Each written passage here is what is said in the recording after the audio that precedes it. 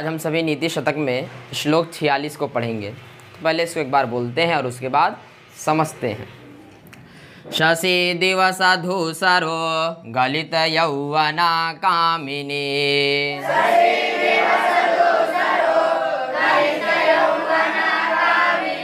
सरो विगत वारिजं मुखमनक्षरं स्वाकृते,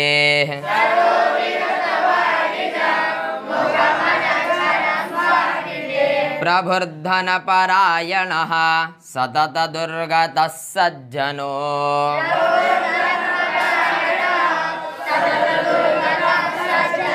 नृपाङ्गणगतः खलो मनसि सप्तशल्यानि मे।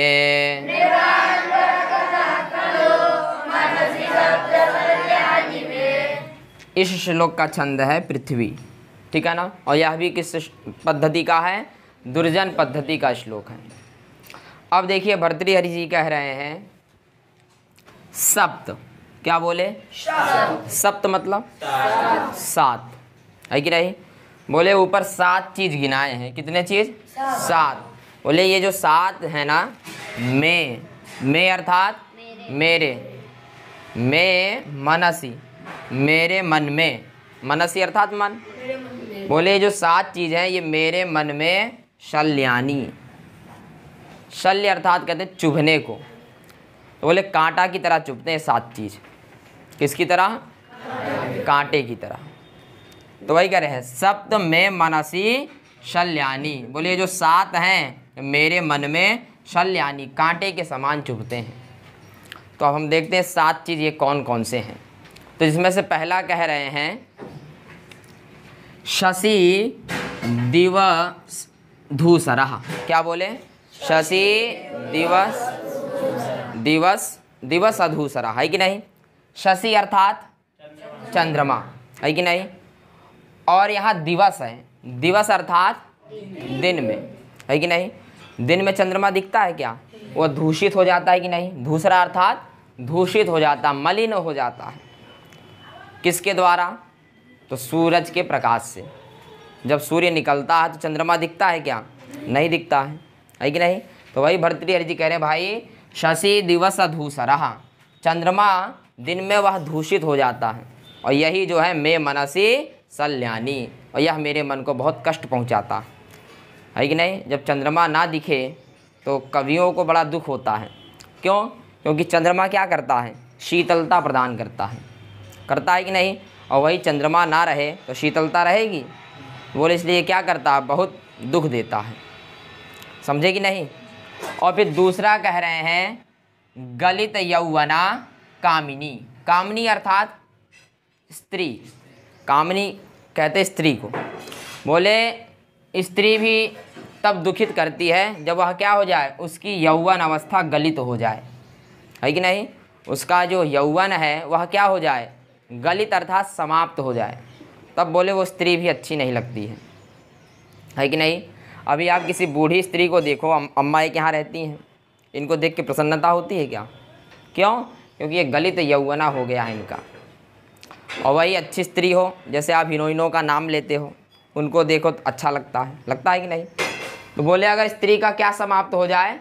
यौवन, यौवन अर्थात जवानी, अगर वह समाप्त हो जाए तो स्त्री भी सुंदर, तो कभी कहने तो वह भी दुख समान है। समझे कि नहीं?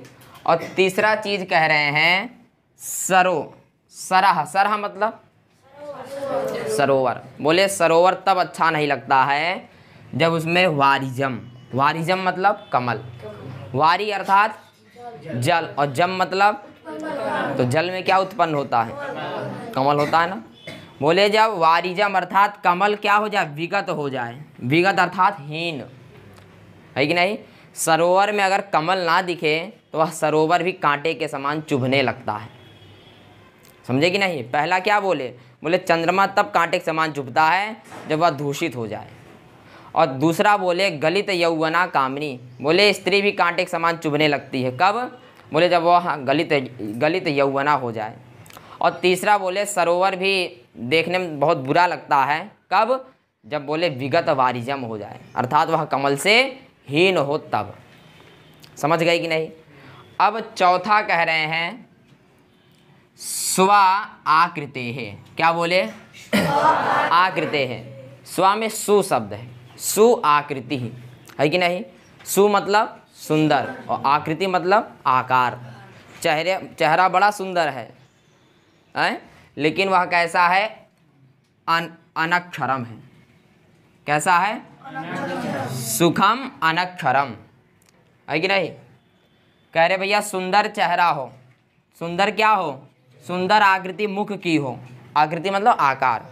सुंदर आकार किसका है? मुख का। लेकिन वह मुख कैसा है? अनक्षरम, अर्थात विद्या रहित, ज्ञान है नहीं और बड़ा सुंदर है। बोला ऐसा चेहरा भी कांटे के समान चुभता है। किसकी तरह चुभता है? कांटे के समान। देखने में तो बहुत सुंदर है, लेकिन मुख में कोई शब्द ही नहीं है, ज्ञान वाली बातें ही नहीं। तो ऐसा चेहरा भी कैसा लगता है? बोले कांटे के समान चुभता है ऐसा चेहरा। बात समझे कि नहीं? तो कितने गिना दिए? 4। और 5वां कह रहे हैं प्रभु। प्रभु अर्थात स्वामी या राजा, है कि नहीं? बोले अगर राजा परायण हो जाए, क्या हो जाए? परायण अर्थात लोभी। तो किस चीज़ का? तो बोले धन का लोभी हो जाए। राजा अगर है तो राजा, लेकिन कैसा राजा हो गया? धन का लोभी, धन के पीछे भाग रहा है। तो बोले ऐसे राजा भी क्या होते हैं? मैं मनसी शल्यानी। ऐसे राजा जो है मन के लिए कष्टदायक होते हैं। ऐसे राजा मन को अच्छे नहीं लगते, कांटे के समान चुभते रहते हैं। और फिर छठा बोले सतत। सतत मतलब निरंतर, लगातार। दुर्गतः मतलब दुर्गति हो। किसकी? तो बोले सज्जनः। बोले जहाँ लगातार सज्जनों की दुर्गति हो रही है, उनको समस्या ही समस्या है, तब बोले ऐसी अवस्था भी जो है मैं मनसी शल्यानी। तब बोले ये भी बहुत कांटे के समान चुभता है सज्जन, लेकिन कैसा बेचारा? दुखित है। तो बोले ऐसा भी, ऐसा दुख भी क्या होता है? कांटे के समान चुभता रहता है। 6 हो गए। अब 7वां कह रहे हैं नृप अर्थात राजा, और गतः मतलब चला जाए। कहाँ? तो बोले आंगण। आंगण एक आंगन भी शब्द है।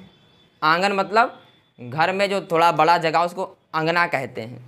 ऐसे राजाओं का अंगना क्या है? सभा। क्या है? बोले अगर सभा में क्या आ जाए? कोई खलह आ जाए। कौन आ जाए? खलह अर्थात दुष्ट व्यक्ति।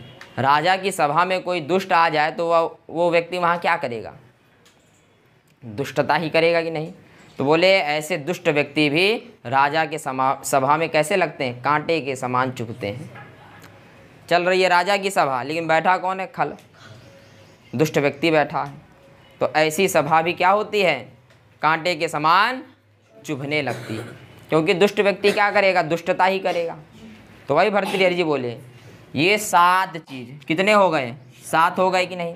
बोले जो 7 चीज़ हैं, मैं अर्थात मेरे, मनसी अर्थात मन में, शल्यानी कांटे के समान चुभते हैं। पहला क्या बोले? शशि दिवस धूसरा। चंद्रमा कब चुभने लगता है? जब वह दूषित हो जाए, जब उसका प्रकाश ना पड़े। और दूसरा गलित यौवना। बोले स्त्री तब चुभने लगती है, उसको देखकर तब चुभन होने लगता है जब उसका यौवन गलित हो जाए। और तीसरा बोले सागर, सरोवर भी जो है कांटे के समान चुभने लगता है। कब? जब बोले विगत वारिजम हो जाए। क्या हो जाए? कमलहीन हो जाए सरोवर। और बोले देखने में तो बड़ा सुंदर है, लेकिन मुख कैसा है उसका? अनक्षरम है, विद्या रहित। तो बोले ऐसे मुख भी कांटे के समान चुभते हैं। और फिर क्या बोले? प्रभुर धन परायण। कहने को तो राजा है, लेकिन कैसा? धन का लोभी है। बोले ऐसे राजा भी कांटे के समान चुभते हैं। और फिर क्या बोले? सतत दुर्गत सज्जनो। बोले है तो सज्जन, लेकिन बेचारा हमेशा दुखी है। ऐसे सज्जन भी क्या होते हैं? कांटे के समान चुभने लगते हैं। और बोले नृपांगणगतः, है कि नहीं? राजा की सभा चल रही, लेकिन कौन पहुंच गया?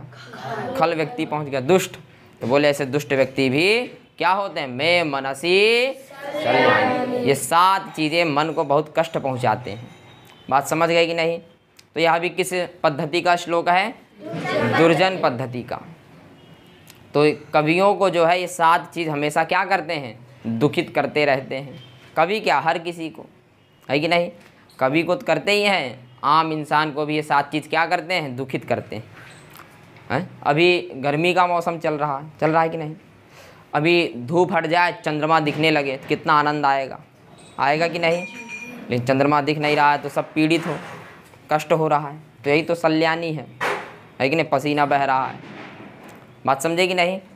बगल में सरोवर है, पुष्कर तालाब, कमल है क्या, देखने में कैसा लगता है?